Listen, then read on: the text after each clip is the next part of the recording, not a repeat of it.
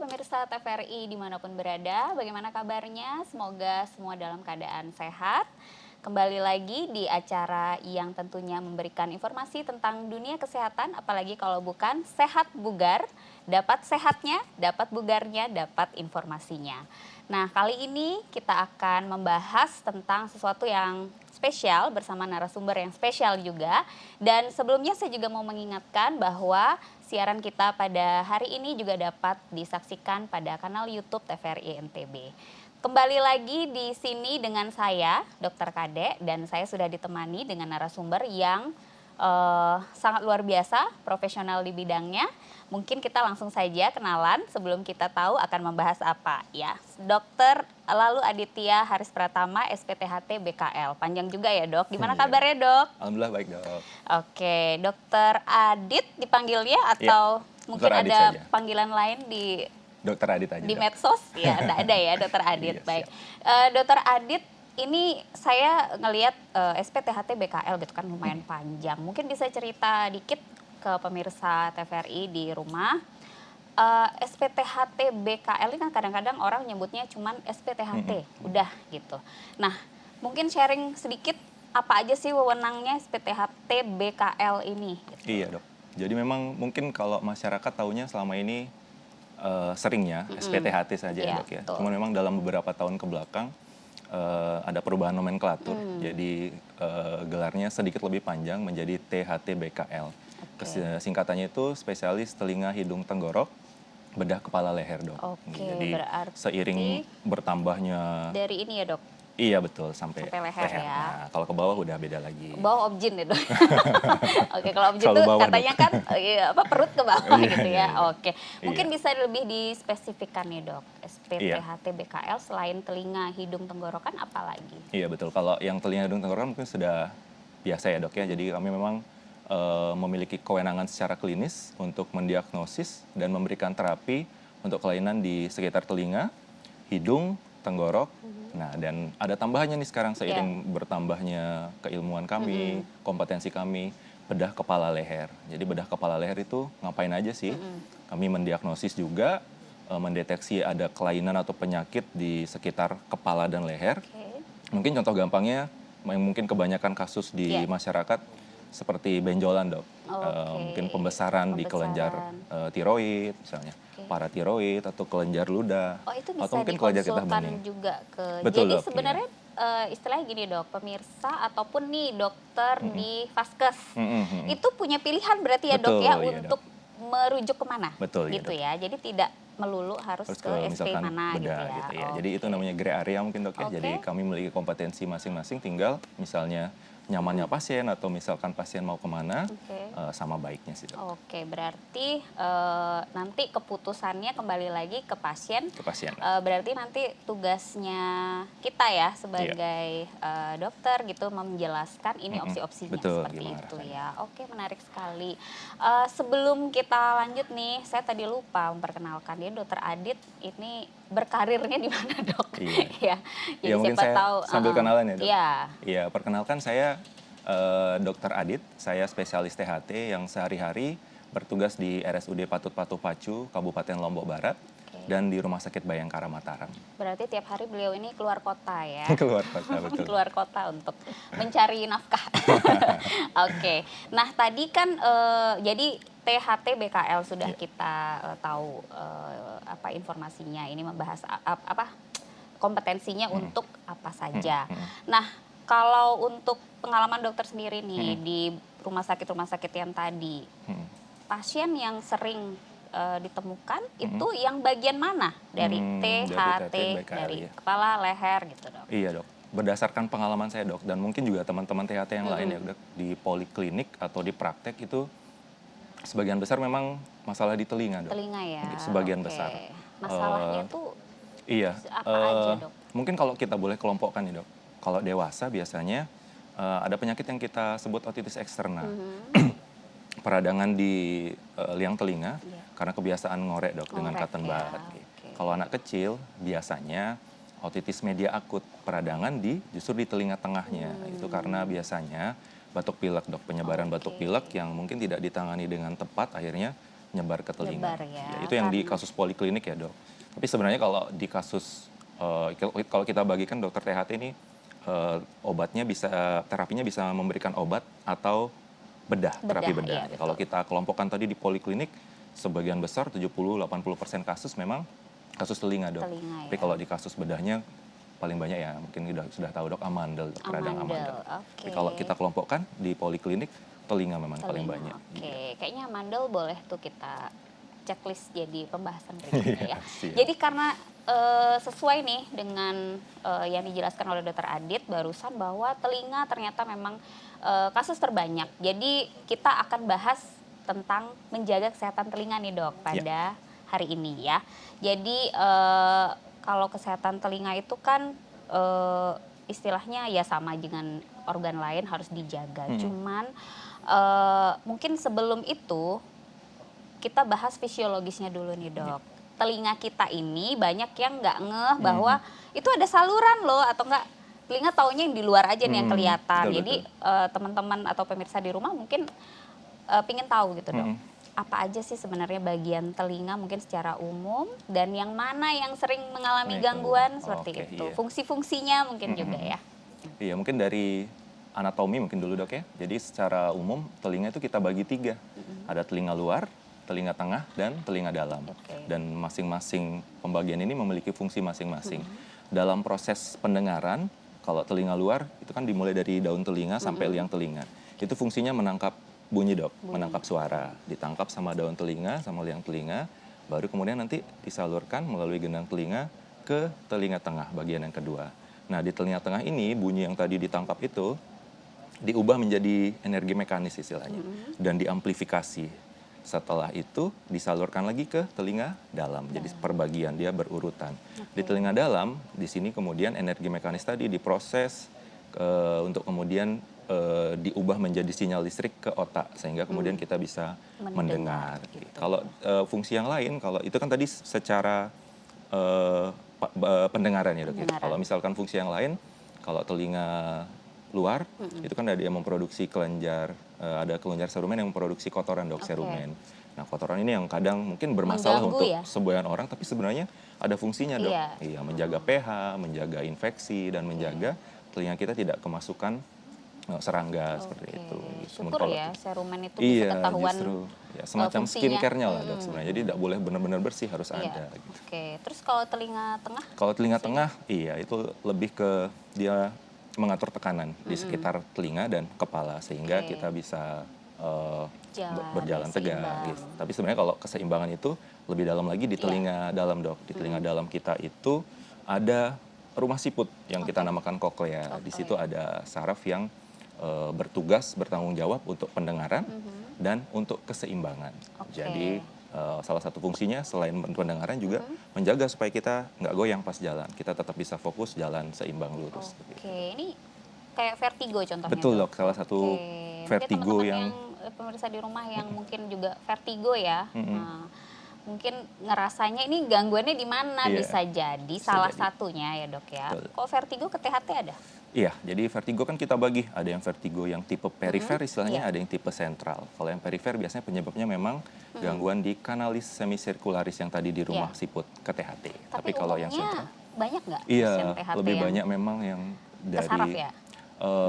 ya itu yang tadi mungkin sama seperti yang kita bahas di awal dok, Iya, yang gray di area. area. Bisa sebenarnya bisa ke saraf, bisa ke THT. Sebenarnya tergantung penyebabnya, tapi baik dokter THT maupun saraf memiliki kompetensinya masing-masing. Oke, berarti ya tapi umum nggak sih dok? Kayaknya kalau vertigo tuh nggak langsung mikir Iya, iya. THT Iya, gitu ya. biasanya ke saraf memang, Biasanya iya. memang itu. Mungkin nanti baru ketahuan ini penyebabnya Setelah apa. ketahuan baru. ternyata perifer, biasanya teman saraf Oke. merujuknya ke kami gitu dok. Oke, berarti tadi yang cukup sering mengalami gangguan nggak ada ya sebenarnya. Maksudnya secara umum semua bagian ini dari luar, tengah, dalam sebenarnya sangat Iya, kalau di kelompok kan umum. ada sih sebenarnya dok. Jadi yang paling sering jelas telinga luar dok, karena sekali lagi Oke. dia yang secara langsung Iya ya, berhubungan, paling luar yang paling ya. sering dikorek lah. Gitu. Tapi balik lagi ke tadi mungkin saya sempat bahas di awal, tergantung usia sebenarnya dok. Kalau di dewasa mungkin memang telinga luar karena kita sudah dewasa lebih semangat lagi ngorek Iya, telinganya. Justru saking semangatnya kadang berlebihan akhirnya bengkak. Tapi kalau anak kecil justru yang lebih terdampak, sering terdampak telinga tengahnya. Karena tadi batuk pilek yang lama, yang mungkin dicuekin nih sama orang tuanya, tahu-tahu udah nyebar aja ke telinga, Nyebar, akhirnya ya. jadi infeksi telinga, keluar nanah dari telinganya akibat Kalau itu. berenang terlalu lama bisa nggak sih, Dok? Bisa juga dok, sebenarnya kalau berenang kan, kalau tidak kemasukan air nih, aman-aman aja. Yang terjadi kan aja. sering kemasukan air. tuh. Iya. Nah masalahnya Terus habis masukan itu air, diginiin iya makin dimasukin. Itu Kalau gimana? keluar Boleh nggak aman. Kalau keluar aman dok, cuman kita tidak tahu kondisi Oh, telinganya oke. seperti apa. Kalau dia lagi bengkak atau ada Iya. kotoran justru Terperangkap dia. terperangkap, dan dan air kolam itu- kan tahu ya dok ya, iya, kotor betul, seperti betul. apa, jadi itu sumber infeksi dari sana. Oke, berarti tadi mungkin saya sedikit ulangi bahwa kita intinya kesehatan telinga itu benar-benar sama seperti organ lainnya, penting untuk dijaga, dan bahwa telinga itu nggak cuman apa yang kelihatan di luar Betul. aja, tapi di dalam situ ya, dan berhubungan dengan salurannya dengan hidung dan Dengan hidung dan tenggorokan. tenggorokan, betul. Makanya THT jadi satu Satu kesatuan yang diurusin gitu ya Iya. dok ya, selain kepala dan juga leher tadi. Nah ini menarik nih untuk masalah telinga kita sebenarnya dok, tadi kita udah bahas sedikit-sedikit sih ya, tapi mungkin sekarang lebih detail lagi, kita pengen tahu sebenarnya faktor resiko yang bisa apa ya mempengaruhi timbulnya gangguan telinga pada pasien atau pada orang-orang lah ya, masyarakat gitu. Sebenarnya faktor resiko ini ada pembagiannya enggak secara teori misalnya Iya. gitu. Kalau secara teori yang secara khusus mungkin tidak ada ya dok ya. Cuman memang ada beberapa sih yang paling sering nih sebagai faktor resiko. Nomor satu lifestyle sih dok, kebiasaan.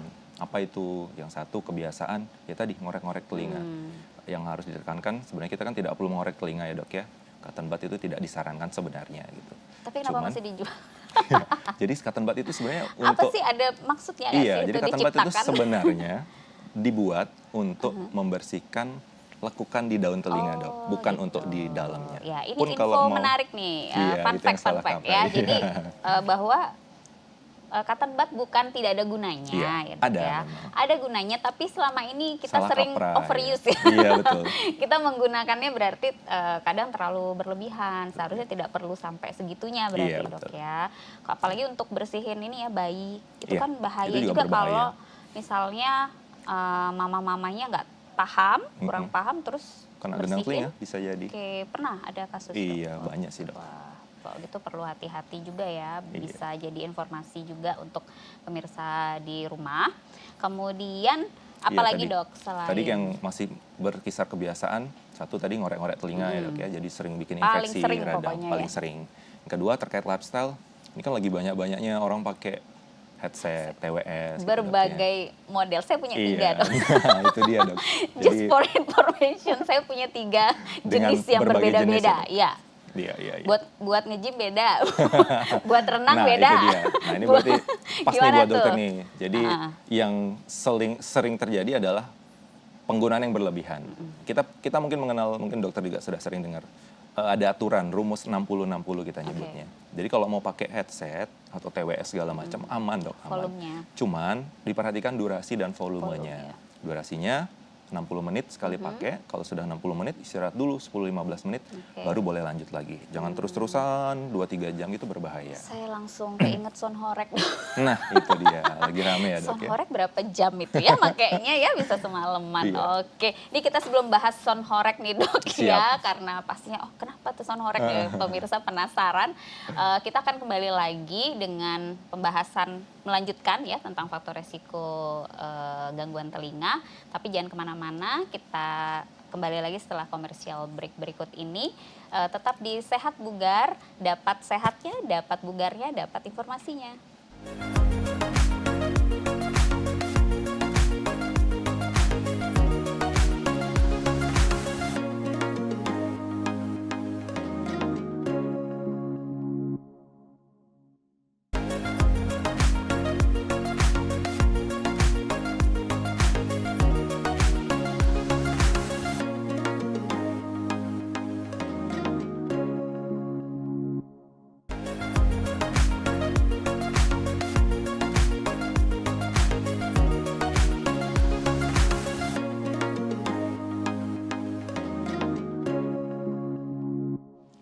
pemirsa TVRI, kembali lagi setelah komersial break tadi. Kita kembali di sini masih di acara yang sama, yaitu Sehat Bugar. Dapat sehatnya, dapat bugarnya, dapat informasinya.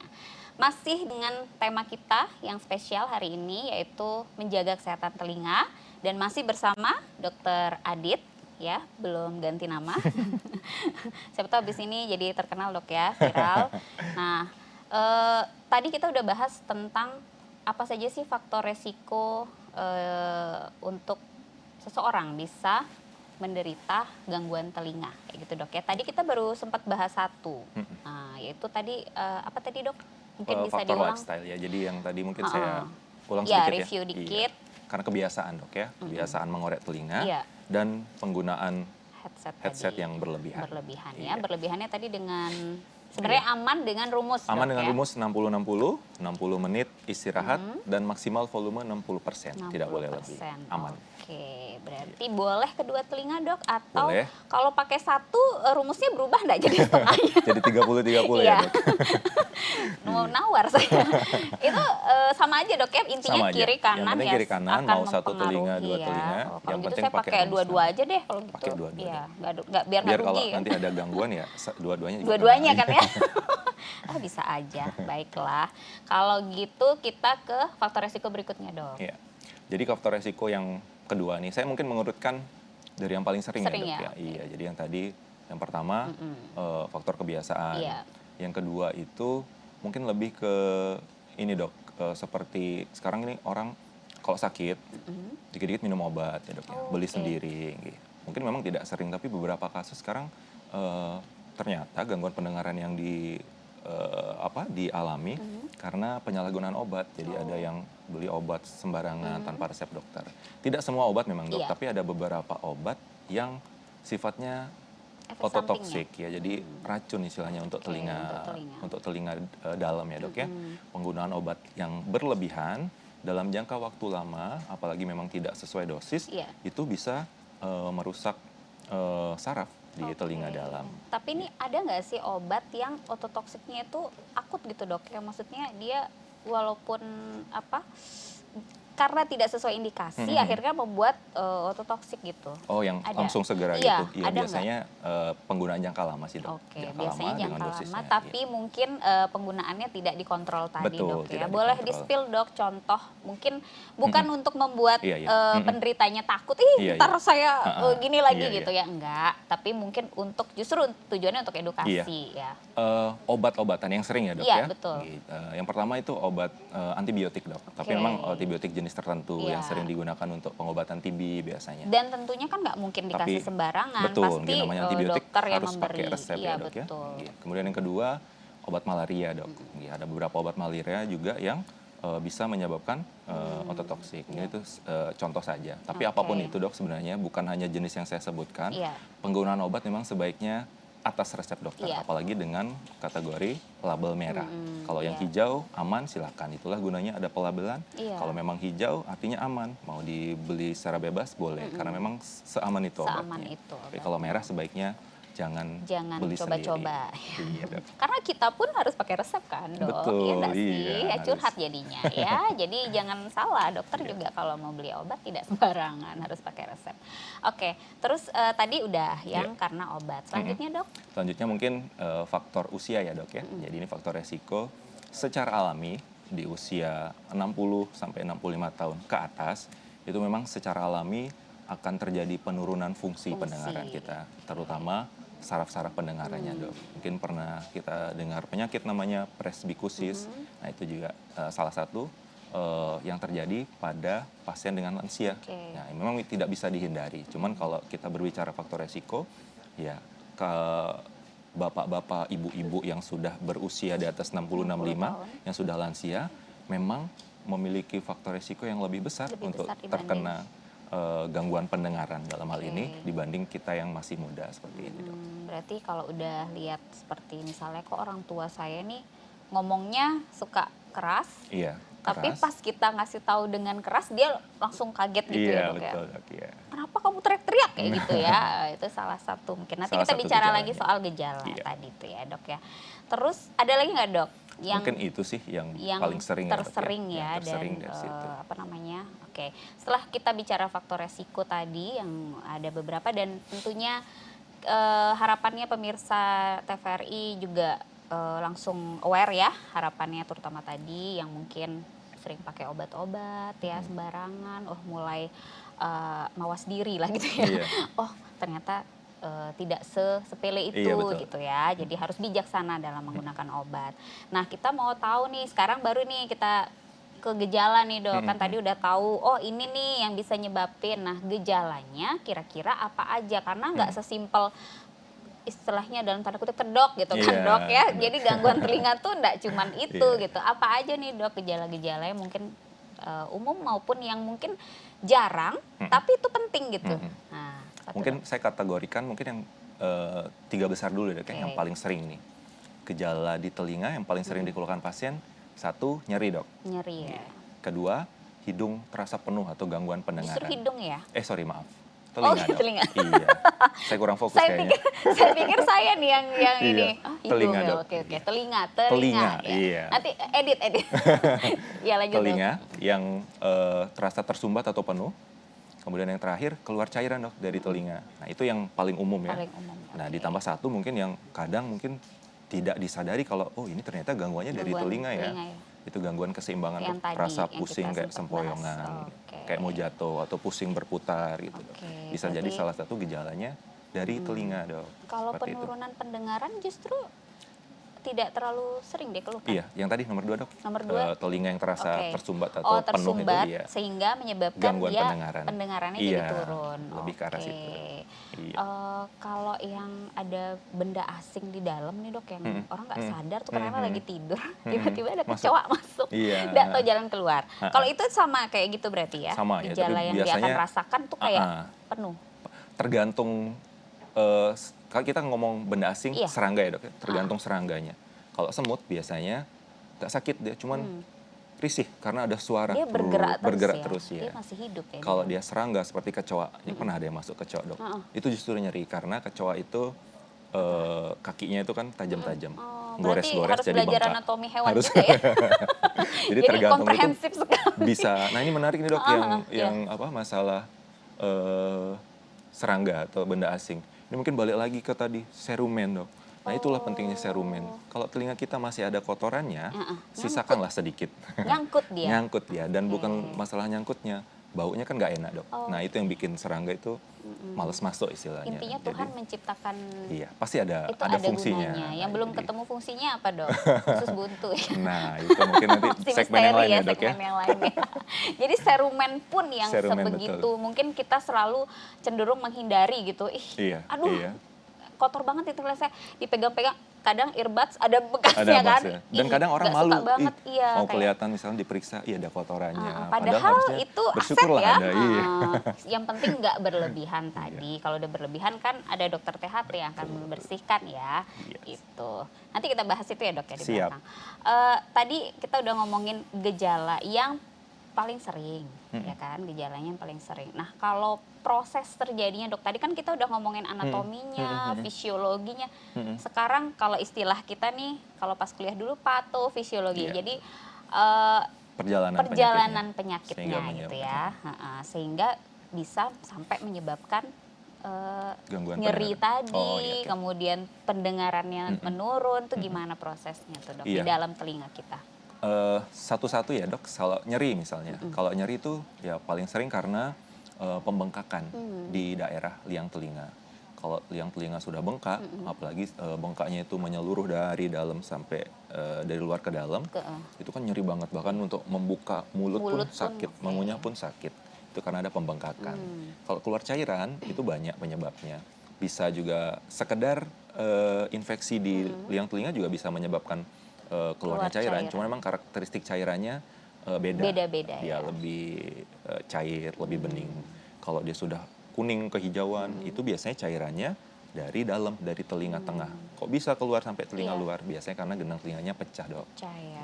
Jadi Terus kalau misalnya yang tadi gangguan pendengaran, nah gangguan pendengaran mungkin kalau istilahnya di THT kita menyebutnya tuli ya dok ya. Nah tuli ini kan kita kelompokkan 3 nih dok, tuli konduksi, tuli saraf, atau campuran keduanya. Oke. Nah kalau secara perjalanan penyakit tadi, nah kalau yang tuli konduksi ini banyak sih penyebabnya dok. paling gampang apa? Bukan paling gampang ya, paling sering apa?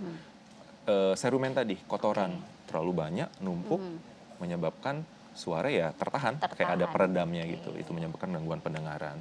Kalau tuli saraf biasanya seperti apa? Mungkin kalau faktor tadi penggunaan obat yang salah berlebihan. Kemudian yang kedua mungkin ada riwayat benturan di kepalanya. Oke. Dan pada lansia dok, ya, karena terjadinya penurunan fungsi Fungsi sarafnya. sarafnya. Atau Jadi, tadi sound horeg tadi dok, yang iya, suaranya ya jeduk-jeduk kita keras. tadi Nah mau itu. bahas sound horeg jadi Iya. terdistraksi sama Itu yang salah lain. satu penyebab tuli saraf. Oke. Kalau yang keduanya contohnya seperti apa? Gampangnya deh kayak contoh orang tua yang sudah terganggu Menurun fungsi. fungsi sarafnya memang secara alami. Iya. Kebetulan kena nih otitis media, radang telinga tengah, akhirnya sudah tulinya karena saraf, ditambah juga karena ada sumbatan karena cairannya, jadi Kumbu tuli campuran. jadinya ya. Ya mungkin Tuli kalau kumbu. tuli kumbu. Secara Intinya, perjalanan mungkin oke. seperti itu dok. Kan kita sering pakai istilah tuli ini kesannya kayak yang Iya, benar-benar sama sekali tidak bisa. Sebenarnya penurunan fungsi itu udah bisa disebut tuli. Iya, jadi Istilah secara dari istilah, istilah yang digunakan betul, oleh. secara Takutnya istilah. ntar pas KIE kasih Iya, ini kan kadang salah mungkin paham ya. Kok saya tersinggung ya dok dibilang ya. tuli? Iya, padahal itu gitu. sebenarnya tuli itu gangguannya Iya, itu memang secara gangguan.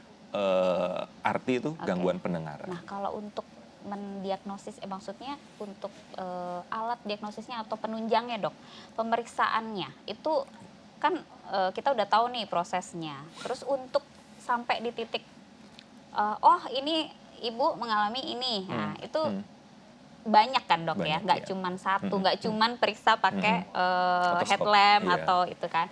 Itu gimana dok? Mungkin bisa ada pengelompokannya mungkin? Iya, jadi kalau pertama jelas kita sebagai dokter harus memeriksa fisik dulu ya dok. Pemeriksaan fisik bisa dengan mungkin yang sederhana otoskopi Iya. center, atau sekarang kalau di semua rumah sakit sudah punya alatnya endoskopi dok. Oke. Kita lihat pakai endoskopi, pasien juga bisa melihat. Karena kita harus lihat nih dari luar ke dalam, karena penyebab tadi tuli gangguan pendengaran kan kompleks sekali, Iya. bisa dari depan sampai ke dalamnya. Iya. Itu yang pertama, jelas apakah dia ada pembengkakan, sumbatan, atau gendang telinga yang pecah atau apa. Kemudian baru kita mungkin memerlukan pemeriksaan penunjang. Oke. Pemeriksaan penunjangnya apa aja? Ada yang kita sebut mungkin yang paling sering dikerjakan pemeriksaan audiometri. Audiometri itu untuk menilai fungsi pendengarannya. Pendengarannya, fungsinya ya. Fungsi pendengaran. Oke. Jadi akan tergambar di audiometri itu berapa sih ambang dengar pasiennya. Kadang ada pasien kan mengeluhkan pendengarnya turun, tapi belum tentu juga. Jadi kita harus Iya. membuktikan secara objektif. Oke, tahan dok. Siap. Masih ada kan? Masih banyak banyak, kan? Dok. Iya. Jadi ditahan dulu, nanti kita bahas lagi.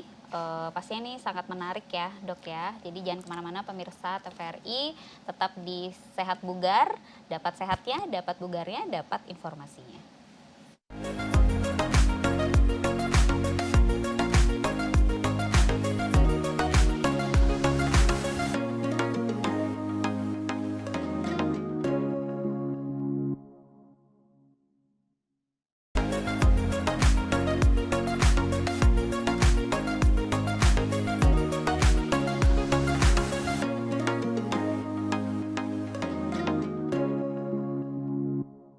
Baik pemirsa TVRI dimanapun berada, masih bersama saya Dr. Kade dan juga Dr. Adit, SPTHT BKL. Tentunya di acara Sehat Bugar, dapat sehatnya, dapat bugarnya, dapat informasinya. Baik, tadi kita seru sekali membahas tentang tadi pembahasan kita dok sampai di pemeriksaan penunjang ya. Jadi mungkin ada pemirsa yang baru bergabung dan mungkin ketinggalan nih gitu kan ya, jangan khawatir, kita review lagi sedikit ya dok ya. Tadi kita kepotong di pemeriksaan penunjang, jadi kan pemeriksaan penunjang untuk telinga aja nih ya, hanya satu organ kecilnya aja itu banyak banget gitu, enggak cuman satu atau dua. Jadi dan tidak dilakukan serta-merta langsung Semuanya. semuanya Iya. ataupun langsung yang gawat-gawat gitu ya. Jadi harus dari berurutan tadi, dari yang paling sederhana dulu. Betul, kalau iya. ada ketemu baru perlu apa gitu dok ya. Tadi kita udah bahas dari pemeriksaan Audiometri. fisik Oh luar iya, betul. dulu ya, kemudian audiometri tadi. Nah, setelah audiometri dok, mungkin biasanya apa yang ketemu setelah endoskopi, kemudian audiometri? Biasanya sih dengan pemeriksaan audiometri saja sebenarnya sudah bisa mendiagnosis sebagian Mendiagnosis besar ya ya. dok ya, karena pemeriksaannya sederhana ini dan ya, cukup menggambarkan menggambarkan. kondisi telinga pasien. Cuma memang kadang kita membutuhkan informasi tambahan. Oke. Ya, contoh ada pemeriksaan lain yang namanya timpanometri.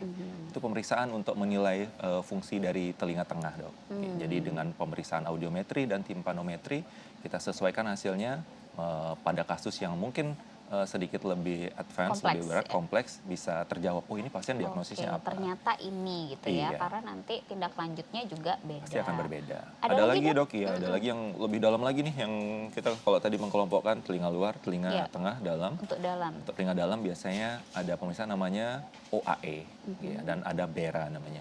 Cuma Oke. memang itu untuk kasus yang lebih kompleks Advance lagi. banget Iya, nih, kalau Dok ya. misalnya Tapi di sini sudah ada di sejauh ini di Rumah Sakit Umum daerah Provinsi. provinsi Iya, sudah ya. lengkap di sana. Oke, jadi buat info aja bahwa Betul. kalau dulu kan ya tahu sendiri dok ya, kita Betul. kemana-mana harus apa-apa yang butuh itu harus nyebrang Keluar. dulu Betul. ya. Oh nggak ada di sini. Iya. Syukur banget jadi Dan bahkan kalau pemeriksaan audiometri, dok, di hampir semua rumah sakit sekarang sudah sekarang ada. udah ada Iya, ya. tidak hanya di Kalau dulu RSUP. tuh benar-benar hanya Benar, di betul. RSUDP dan Jadi kalau untuk pemeriksaan tapi yang kalau standar audiometri orangnya harus kooperatif atau harus anak kooperatif, kecil bisa? betul. Ada Iya, kalau batasan usia? tidak ada batasan usia sebenarnya, dok. Cuman memang syaratnya memang satu kooperatif, yang kedua bisa mengerti perintah. Nah, kalau gimana anak kecil, ada yang Iya. kita sebut play audiometri, dok.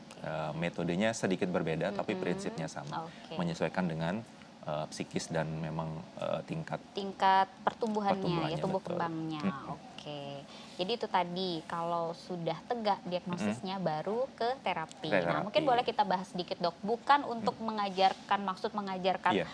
self diagnose kemudian self terapi Iya. ya, tapi ini untuk semata-mata kepentingan edukasi sehingga ternyata saya harus begini, berikutnya begini. Nah, berarti jadi sama-sama pinter ya Iya, dok iya, ya. iya. Tujuan kita jangan cuman dokternya aja nih yang jelasin, toto pemirsa di rumah atau sebagai pasien terima aja gitu kan. Ya, jadi di sini kita sama-sama belajar. Kalau untuk terapinya dok, mungkin bisa di-share.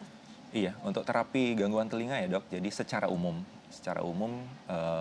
mungkin kalau saya boleh kelompokkan ada 3, dok. Iya. Persatu jelas obat, ya, medikamentosa. Iya. Baik itu obat minum maupun yang secara spesifik kalau di THT ya obat tetes Iya. telinga maupun misalkan semprot hidung ya, dok ya. Oke. Itu secara umum. Jadi obat ya nanti tergantung keluhan, misalkan ditemukan gejala nyeri, diberikan obat nyeri, gejala infeksi diberikan antibiotik, kalau Iya. memang perlu obat tetes telinga akan diberikan obat tetes telinga. Tapi sebagian besar memang pasti akan dicoba obat dulu. Iya, obat dulu. Cuman karena memang dokter THT juga salah satu ahli bedah ya, dok Iya. ya. Jadi memang kami juga ada terapi pembedahan juga. Pembedahan. Untuk kasus-kasus tertentu, Iya. contoh yang paling sering ya tadi amandel untuk di tenggorokan. Kalau di hidung biasanya apa? Untuk pasien-pasien yang misalnya hidungnya tersumbat, ternyata setelah diperiksa ada sukat hidungnya yang bengkok, kita Oke. luruskan.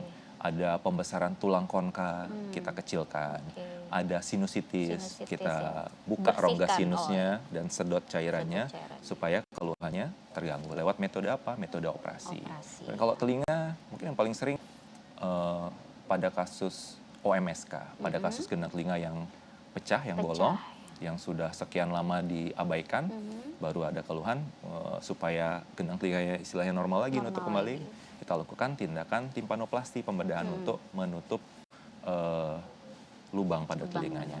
Dan terakhir, selain terapi tadi, di THT juga kita mengenal terapi rehabilitasi namanya. Oke. Apa itu yang paling sering? Alat bantu dengar, dok. Jadi untuk iya. pasien yang tidak bisa sembuh dengan obat, atau memang tidak layak operasi, Iya. atau memang penyakitnya tidak bisa dioperasi, bisa kita berikan alat bantu dengar, baik yang dipasang di telinga maupun yang dioperasi, ditanam implan Ditanam koklea, ya. seperti Oke, itu. berarti itu tujuannya adalah untuk meningkatkan kualitas hidup Kualitas ya. hidup pasien, betul. Sama seperti kacamata ya dok. Betul. Sebenarnya ya. Sebenarnya, Cuman iya. kurang umum aja ya. Jadi selama ini menganggapnya kalau udah pakai alat bantu dengar seolah-olah Stigmanya ya memang. udah kurang aja itu, udah cacat atau apa gitu ya. Betul. Ya padahal ya tidak juga, itu Tidak sama juga, saja masih dengan bisa kita disembuhkan. menggunakan kacamata. Betul. Iya kan? Ya. Jadi seperti itu, menarik sekali. Jadi terapi itu tidak melulu obat, tidak melulu selalu operasi. Iya. Ya. Nah, ini dok, saya jujur sering banget nemu ataupun ya kita sehari-hari ketemu masyarakat yang mitos-mitos ya, Oh, iya. bahas-bahas mitos, percaya banget nih sama mitos. Nah, tapi kadang nggak bisa bedain mana mitos, mana fakta. Iya. Nah, mungkin di sini beberapa yang sering ya kita dengar, kita mau confirm apakah ini Siap. mitos atau fakta. Yang pertama nih, tapi dari tadi kita udah sering bahas sih, Mhm. mengorek telinga dengan cotton bud baik untuk kesehatan telinga, jelas. Iya, jelas Jelas mitos ya. ya dok ya. Ya, Karena sekali lagi, anu dari awal sih, yang ngikutin dari awal udah pasti pasti langsung dengar tadi ya. jawab sendiri di rumah ini. Mitos Ya, langsung mitos ya. Ada penjelasan tambahan dok yang Iya. belum tersampaikan. Sudah saya jelaskan tadi, memang cotton bud bukan untuk mengorek telinga, tapi yang lebih penting sebenarnya adalah telinga kita memiliki mekanisme untuk membersihkan kotoran telinganya sendiri, dok. Oke. Iya, jadi secara alami dia akan keluar melalui apa? Kita ngunyah setiap hari, dok. Itu juga akan menggerakkan kotoran secara tidak langsung Oke. keluar. Yang kedua, Dalam hati mereka ngunyah kayaknya di pemirsa TVRI. Iya, Di rumah jadi langsung ngunyah gitu. ya jadi ya. mungkin nggak perlu diet nih berarti. Nah, biar kotoran telinga keluar, iya, bisa iya jadi juga ada yang sih. berpikir seperti itu, dok. Tapi bukan itu poinnya, Bukan dok. itu poinnya. Iya, poinnya adalah bisa keluar sendiri. Iya. Yang kedua, lewat apa? Lewat pengelupasan kulit. Nah, jadi kulit yang telinga itu akan mengelupas, berganti secara berkala.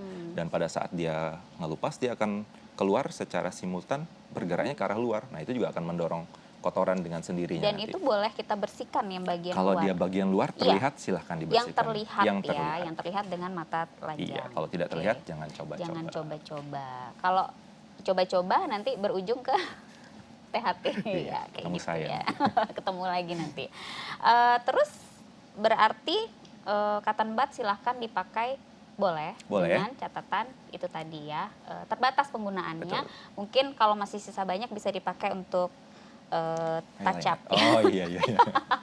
Oke, yang kedua nih dok, perubahan warna pada kotoran telinga dapat menjadi tanda adanya infeksi. Warna kotoran telinga. Jadi Warna kadang-kadang kotoran telinga tuh mungkin kok kayak lebih gelap Oh, atau iya. apa Iya. gitu. Ini kalau itu, kalau kita menekankan ke warna, mitos juga, dok. Mitos ya? Iya, jadi lebih spesifik mungkin kalau cairan selain itu. Oh, Kalau warna cairan, memang iya. tergantung konsistensi, dok. Tergantung padat tidaknya itu kan mempengaruhi warna. Kalau baru kebentuk mungkin lebih sedikit kecoklatan, dok. Tapi kalau udah numpuk banyak lebih kehitaman. Kalau yang Iya. bikin numpuk itu sendiri kan tadi dokter bilang Ya. dengan kita ngunyah, pokoknya kegiatan yang sebenarnya kita lakukan rutin sehari-hari itu bisa membuat kotoran telinga ini juga akan terdorong keluar, kemudian diserap tubuh juga ya. Iya. Kalau numpuk itu artinya apa yang salah nih? Memang sebagian, ada beberapa orang yang istilahnya pengeluaran kotoran telinga itu berlebihan. Contoh mungkin kalau ada yang gampang banget keringetan, dok. Oh, iya. Ada yang mau olahraga kayak seperti gitulah apa, ya. nggak keringetan ya. Kurang lebih kayak gitu. Kurang lebih. Cuman sebenarnya bukan itu ya faktor numpuknya.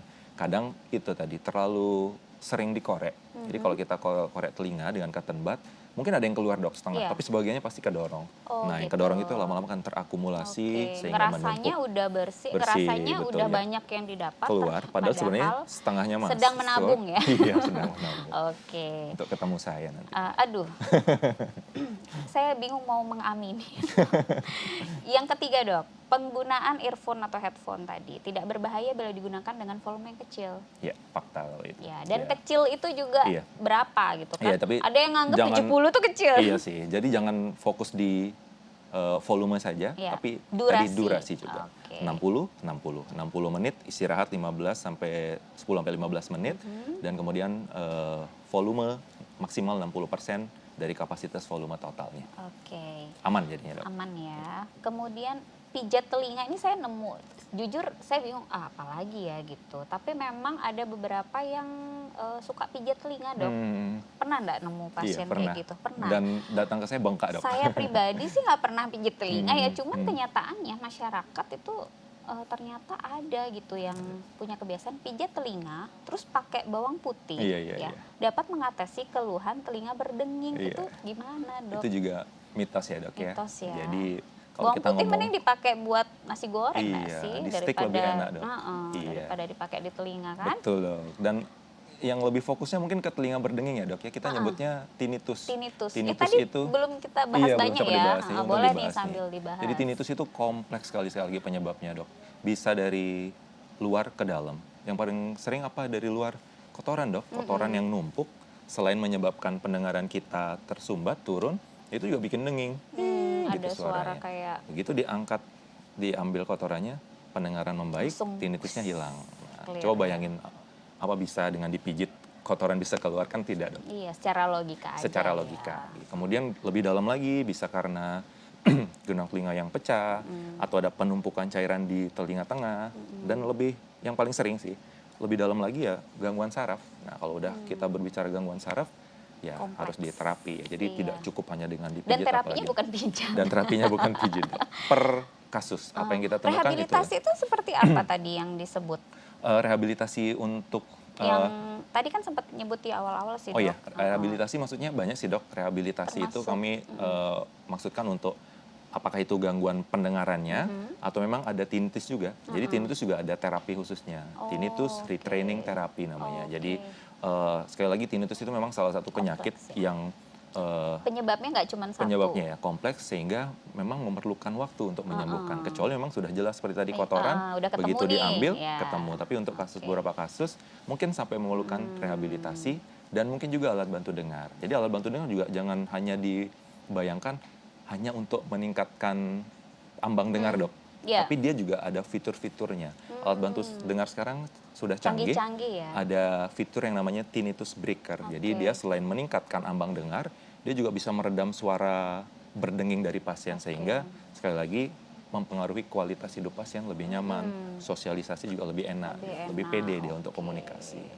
Menarik banget ya, Dok. Dan tapi sayangnya nih waktu mengharuskan kita komersial break dulu melihat pariwara berikut ini. Jangan kemana-mana pemirsa, kita akan bahas satu mitos lagi yang ketinggalan setelah komersial break berikut ini. Tetap di Sehat Bugar, dapat sehatnya, dapat bugarnya, dapat informasinya.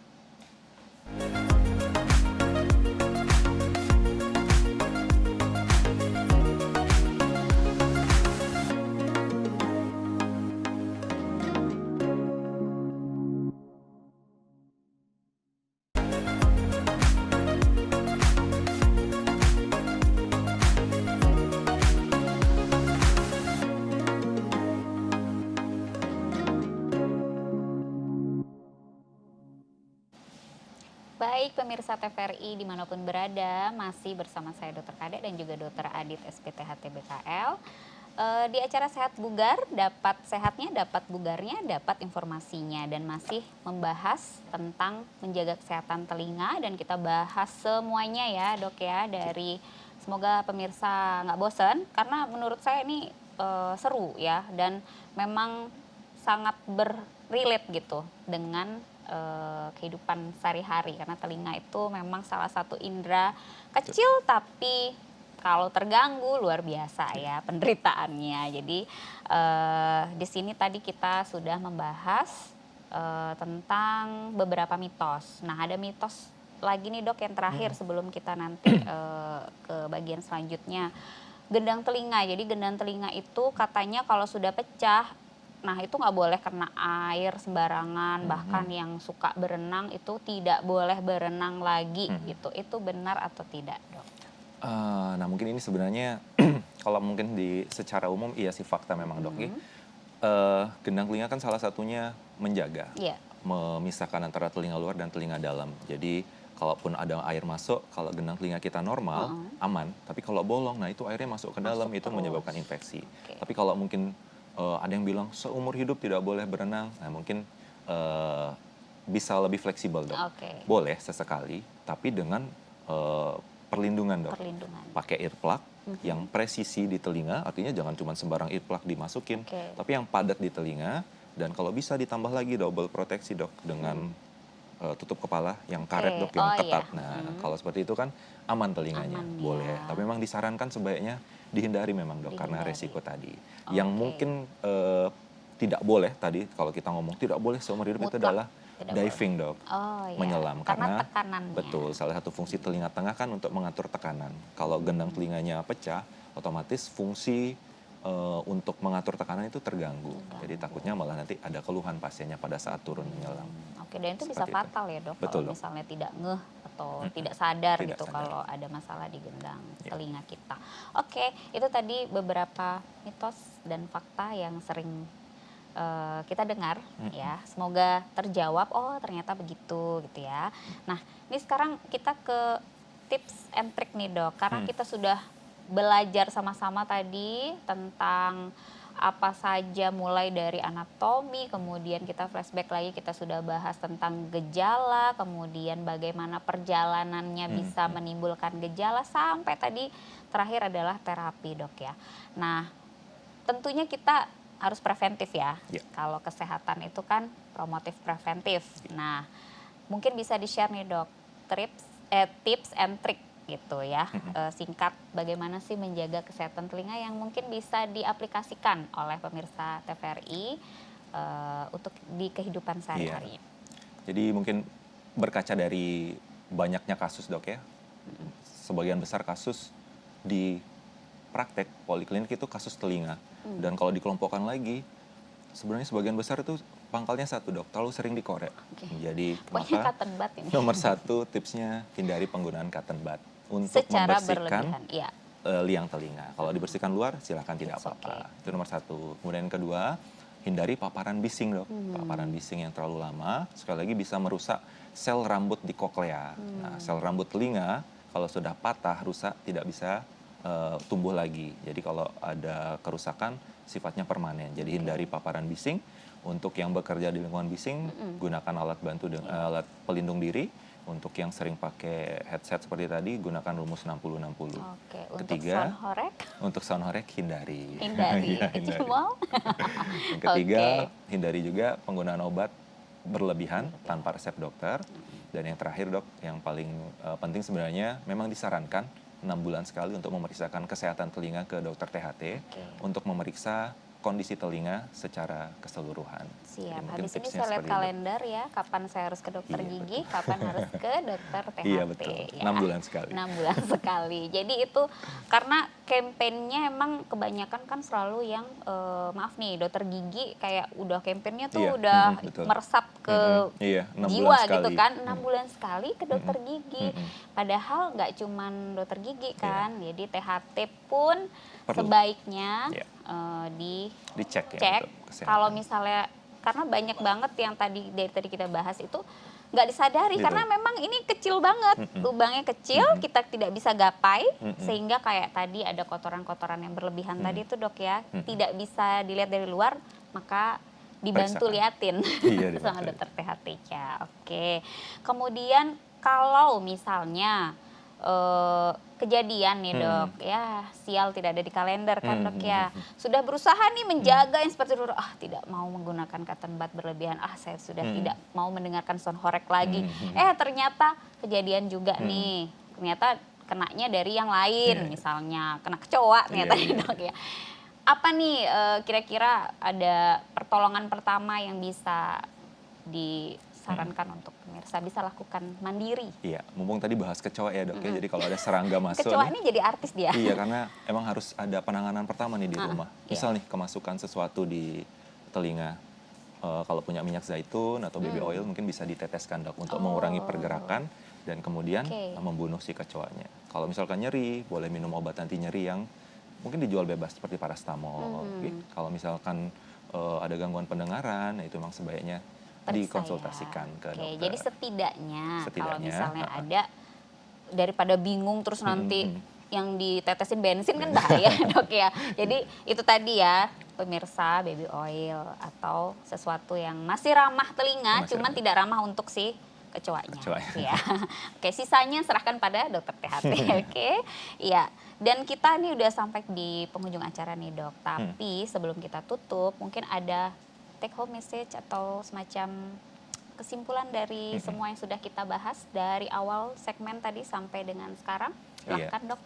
Iya, jadi telinga kita kan memang salah satu indera ya dok ya. Jadi sebisa mungkin kita harus menjaga kesehatannya sebaik yang kita bisa. Karena memang lebih baik mencegah daripada mengobati. Jadi tidak banyak tips yang bisa saya berikan, cuman satu tadi. Karena memang dari pengalaman sebagian besar kasus itu karena kesalahan pasien sendiri, terlalu sering mengorek dan terlalu dalam. Jadi yang bisa saya pesan, hindari mengorek telinga. Telinga itu punya kemampuannya sendiri untuk mengeluarkan kotorannya sendiri. Kalau ada keluhan, silahkan bisa periksakan ke dokter THT. Dan memang sekali lagi disarankan setiap 6 bulan sekali untuk mengecek kondisi kesehatan telinga. Biasanya mungkin ada kotoran yang terdorong, bisa Iya. sekalian dibersihkan pada saat nanti periksa ke dokter THT. Ini itu aja sih, Oke, Dok. itu aja dok ya. Iya. Jadi silahkan diatur kalendernya pemirsa di rumah kapan harus ke dokter gigi, kapan harus ke dokter THT. Oke, menarik banget semua yang kita bahas dari awal sampai akhir dokter. Semoga pemirsa di rumah juga betah ya menyaksikan kami berdua. Dan tentunya kita berharap bisa ketemu lagi dok ya di Siap. kesempatan berikutnya. Jangan lupa buat pemirsa tetap saksikan ya acara Sehat Bugar di episode berikutnya, dan saya minta maaf bila selama proses kita berdiskusi Diskusi. berdua ya ada kesalahan kata terutama. Oke, terima kasih atas kesempatannya yang diberikan. Terima kasih juga dokter. Terima kasih, Sampai Dok. bertemu di live ya. Semoga Live. bisa live. Oke, sampai ketemu lagi pemirsa TVRI dimanapun berada. Sehat selalu. Sampai jumpa lagi di Sehat Bugar. Dapat sehatnya, dapat bugarnya, dapat informasinya.